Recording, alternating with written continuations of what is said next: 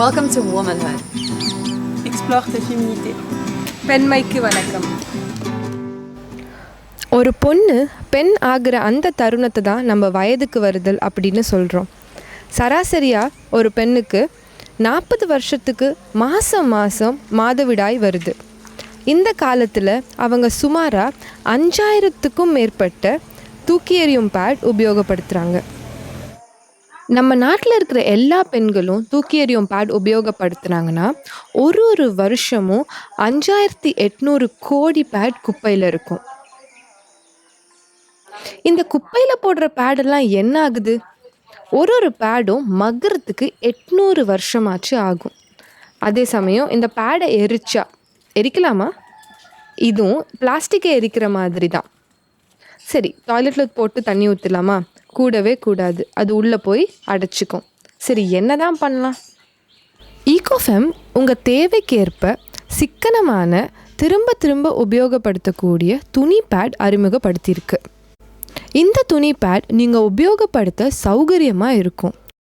இந்த துணி பேட் மேன்மையான நல்ல உறிஞ்சக்கூடிய துணியால் செய்யப்பட்டிருக்கு. அது மட்டும் இல்லாமல் இது ரத்தம் வெளியில் வராமல் இருக்க ஒரு பாதுகாப்பு துணியும் இருக்குது.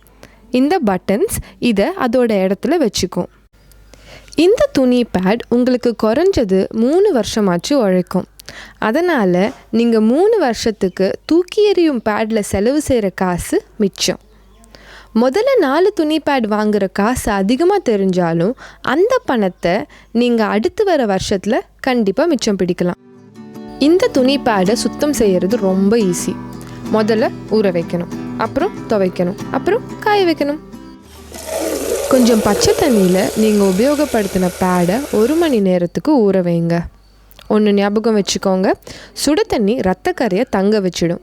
அதனால் பச்சை தண்ணி. அப்புறம் கொஞ்சம் துணி சோப்போ துணி பவுடரோ போட்டு கையால் இந்த பேடை துவைங்க. ப்ரஷ் போடக்கூடாது. ப்ரஷ் இந்த பேடை சீக்கிரம் வீணாக்கிடும். கடைசியாக துணி பேடை நல்லா புழிஞ்சிட்டு வெயிலில் காய போடணும். ஈகோஃபேமில் ஒரு மடிப்பு மாடல் பேட் இருக்குது. இது பேடுன்னு வெளியில் தெரியாது, கர்ச்சீஃப் மாதிரி தான் இருக்கும். ஈகோஃபேம் துணி பேடை உலகமெங்கும் இருக்க பெண்களுக்கு அதோட தரத்துக்காக பிடிச்சிருக்கு. மேகிக்கு துணி பேட் உபயோகிக்கும் போது அவங்க கரையை பற்றி கவலைப்படாதது பிடிச்சிருக்கு.